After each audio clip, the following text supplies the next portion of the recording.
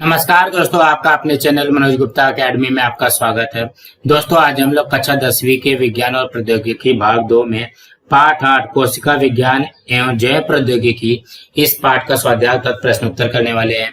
दोस्तों, अभी तक आप लोगों ने इस चैनल को सब्सक्राइब नहीं किया तो प्लीज सब्सक्राइब और चैनल लाइक कीजिए और अपने फ्रेंड्स के साथ शेयर कीजिए।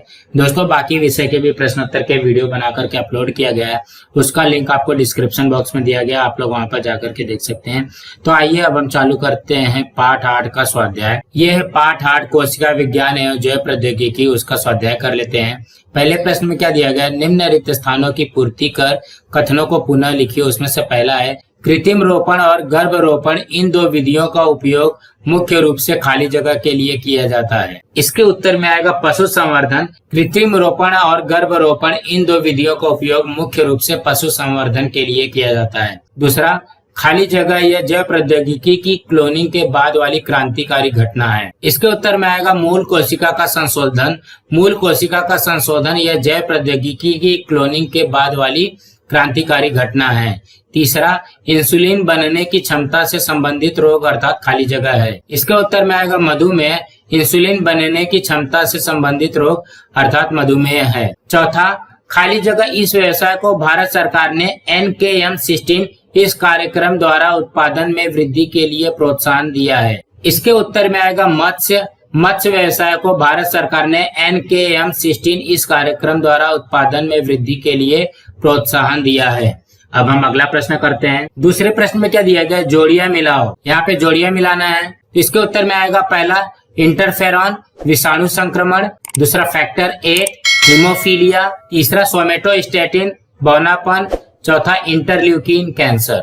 अब अगला करते हैं। तीसरे प्रश्न में क्या दिया गया है, निम्नलिखित गलत कथनों को सही करके पुनः लिखिए। उसमें से पहला है गैर जनुकीय प्रौद्योगिकी में कोशिका के जनुक में ही बदलाव किया जाता है। इसके उत्तर में आएगा गैर जनुकीय प्रौद्योगिकी में संपूर्ण कोशिका या ऊतकों का उपयोग किया जाता है। अब अगला करते हैं। दूसरे में क्या दिया गया, बैसिलस थुरिनजिनेसिस इस विषाणुओं के जनुक निकाल कर उसे सोयाबीन के बीजों में डालते हैं। इसके उत्तर में आएगा बैसिलस थुरिनजिनेसिस जीवाणु के जनुक निकाल कर कपास के जनुक में डाल देते हैं।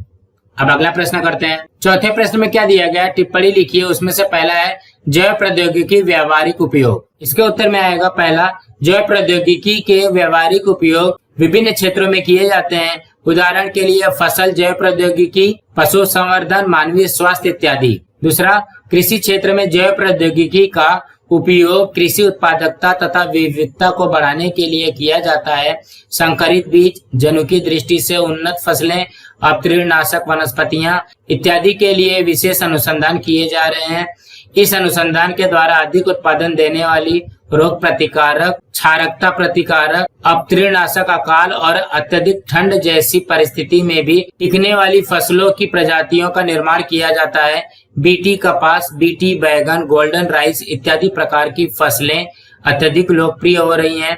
अपतृणनाशक वनस्पतियों से बाहर निकलने वाले रसायनों से अपतृणों पर नियंत्रण कर पाना संभव हुआ है। जैविक खादों का उपयोग करने से रासायनिक खादों के उपयोग में कमी आई है।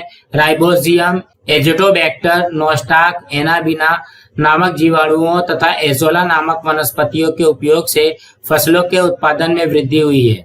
तीसरा, पशु संवर्धन करते समय जैव संवर्धन पद्धति का उपयोग किया जाता है। कृत्रिम गर्भाधान और गर्भ प्रत्यारोपण, इन दोनों पद्धतियों का उपयोग करने से प्राणीजन्य उत्पादों की मात्रा एवं गुणवत्ता में भी वृद्धि होती है। चौथा, मानवीय स्वास्थ्य सुधारने के लिए रोग निदान तथा रोग उपचार, इन दोनों पहलुओं पर विचार किया जाता है।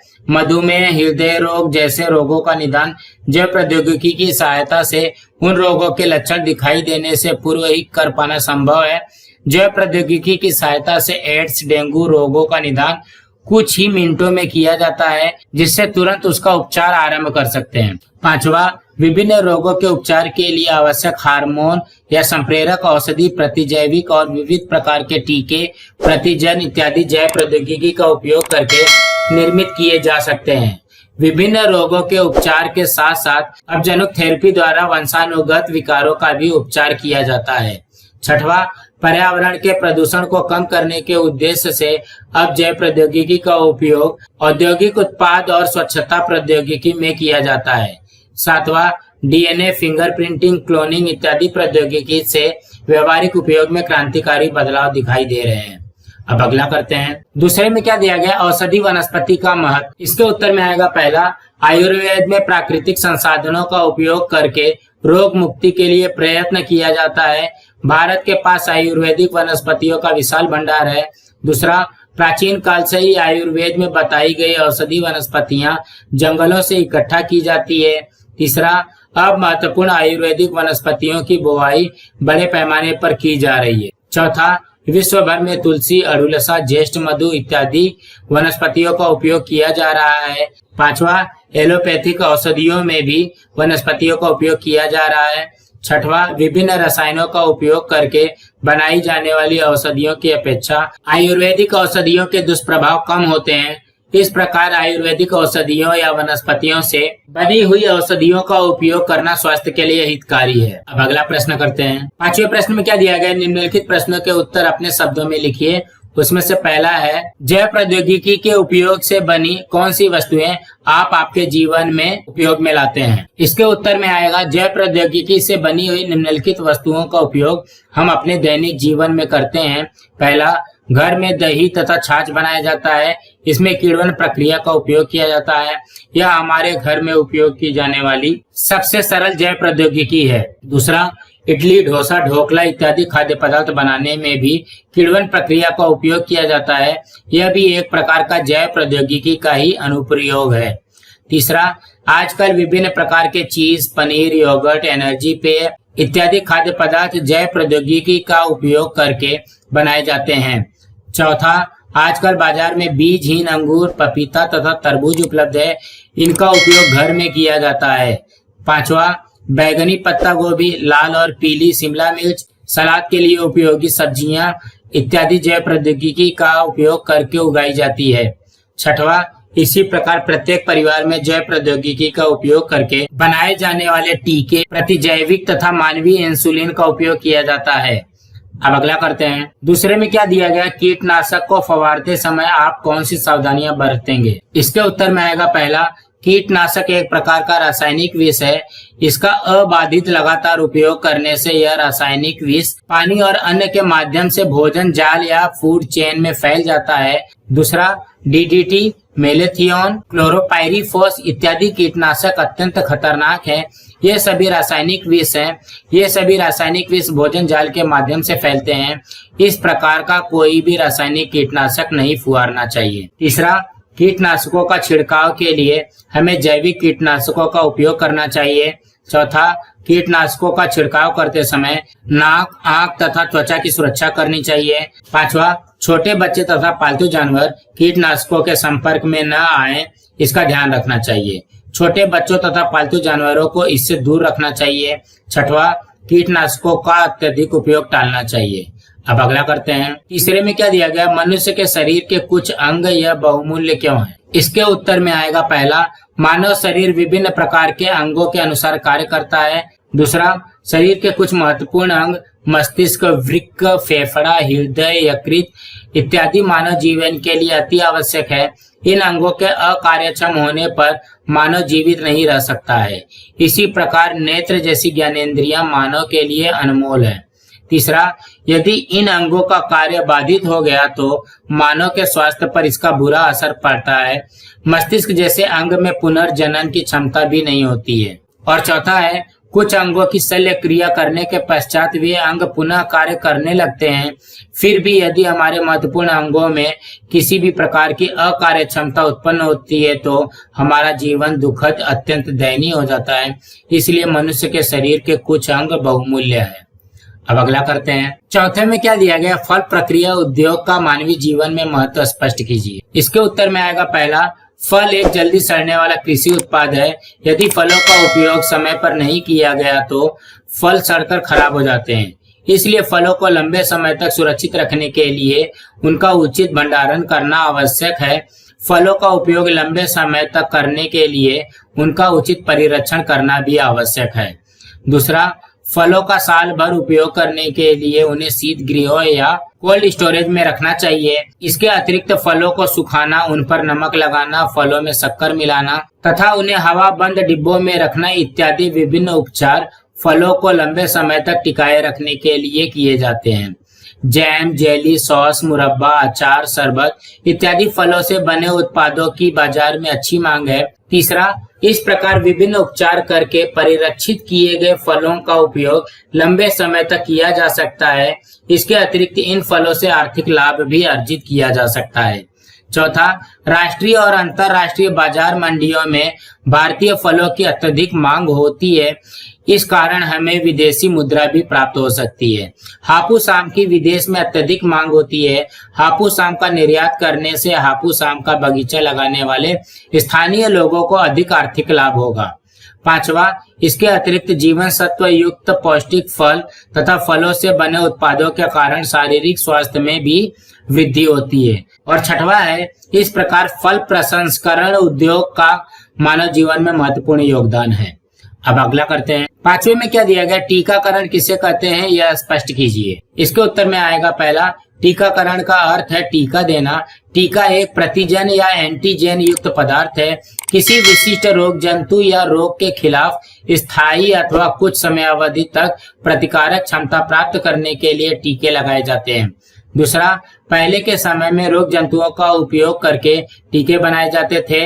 रोग जंतुओं को पूरी तरह मार कर अथवा अधमरा करके टीके बनाए जाते थे, परंतु इससे कुछ लोगों में रोग जंतुओं से संबंधित रोग होने की संभावना होती थी। तीसरा, अतः टीकों के उपयोग से होने वाले रोग से बचने के लिए वैज्ञानिकों ने जैव प्रौद्योगिकी का उपयोग करके कृत्रिम विधि से टीके तैयार किए। उन्होंने रोग जंतुओं के वे प्रतिन जो प्रतिजन या एंटीजन का कार्य करते हैं, उनके जनुक प्राप्त कर उनकी सहायता से प्रयोगशाला में ही वह प्रतिजन तैयार कर दिया तथा उनका उपयोग टीके के रूप में किया। चौथा, इस प्रकार के टीके का उपयोग करने से शरीर में रोग प्रतिकारक शक्ति निर्मित होती है। व्यक्ति को रोग मुक्त रखने के लिए इस प्रकार के टीके लगवाना ही टीकाकरण कहलाता है। और पांचवा है, इन प्रतिजन प्रथिन से युक्त इंजेक्शन लेने से हमारे शरीर की रोग प्रतिकारक क्षमता बढ़ जाती है। इस कारण अधिक क्षमता वाला और स्थिर तापमान वाला टीका लगाने से पोलियो, हेपेटाइटिस जैसे रोगों से हम स्वयं को दूर रख सकते हैं तथा स्वस्थ बने रह सकते हैं। अब अगला प्रश्न करते हैं। छठवें प्रश्न में क्या दिया गया है, नीचे दी गई तालिका पूर्ण करो। जैव प्रौद्योगिकी लाभ, क्या क्या लाभ है। पर्यावरण के उपचार में पर्यावरण आघात को सहन कर सकने वाली फसलें, पशु संवर्धन, मानवीय स्वास्थ्य के लिए हार्मोन या संप्रेरक और औषधि, विभिन्न प्रकार के टीके तथा खाद्य टीका, डीएनए फिंगरप्रिंटिंग, जनुकीय उपचार, कृषि उत्पादन में वृद्धि। अब हम अगला प्रश्न करते हैं। सातवें प्रश्न में क्या दिया गया, रिक्त वृत्तों में उचित उत्तर लिखिए। मूल कोशिका के उपयोग। मूल कोशिका का उपयोग क्या क्या है। सेल थेरेपी है, अंग प्रत्यारोपण है, पुनरुज्जीवन उपचार, रक्त कोशिका निर्मित करना। अब हम अगला प्रश्न करते हैं। आठवें प्रश्न में क्या दिया गया है, सहसंबंध पहचान कर अपूर्ण सहसंबंध पूर्ण करो। पहला, इंसुलिन मधुमेह, इंटरक्यूलिन कैंसर।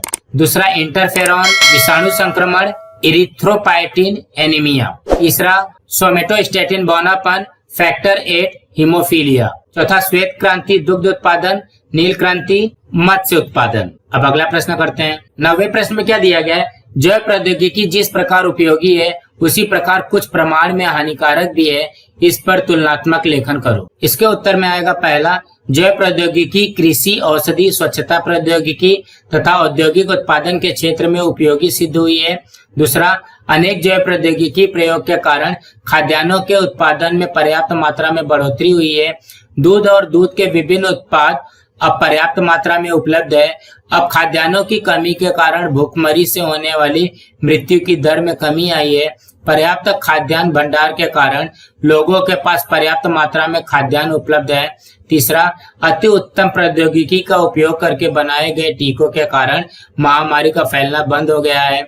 चौथा, जैव प्रौद्योगिकी का उपयोग करके बनाए गए इंसुलिन इंजेक्शन के कारण मानव में मधुमेह जैसे रोग पर नियंत्रण किया जा सकता है। पांचवा, प्रदूषण नियंत्रण, ठोस कचरा व्यवस्थापन तथा ईंधन की समस्याओं को जैव प्रौद्योगिकी के विकल्पों के द्वारा अंशतः हल कर लिया गया है। छठवा, यद्यपि जैव प्रौद्योगिकी के कुछ सकारात्मक लाभदायक पहलू है, परंतु जैव प्रौद्योगिकी के कारण कुछ समस्याएं भी उत्पन्न हुई हैं। जनुकीय परिवर्तन ने प्रकृति के विभिन्न सिद्धांतों का उल्लंघन किया है। मानव के जनुकों को जीवाणुओं अथवा विषाणुओं में डालकर जो उत्पाद बनाए गए हैं, उन उत्पादों का उपयोग केवल मानव ही अपने कल्याण के लिए कर सकता है। सातवां, मानव क्लोनिंग भी एक गंभीर चर्चा का विषय बना हुआ है। क्लोनिंग से उत्पन्न हुई नई पीढ़ी की माताएं होंगी, परंतु क्लोनिंग से उत्पन्न हुई नई पीढ़ी का कोई पिता नहीं होगा। यदि मानव ने कृत्रिम रूप से अन्य सजीवों के जनुकों का उपयोग करके अपने लाभ के लिए उन सजीवों को क्लोनिंग द्वारा उत्पन्न कर लिया, तो इससे प्रकृति का संतुलन बिगड़ जाएगा। इस प्रकार के जनुकीय परिवर्तन तथा क्लोनिंग से भविष्य में घातक परिणाम प्राप्त हो सकते हैं। भविष्य में इसका दुष्प्रभाव मानव जीवन पर पड़ सकता है। इस प्रकार जैव प्रौद्योगिकी कुछ कारणों से हानिकारक भी सिद्ध हो सकती है।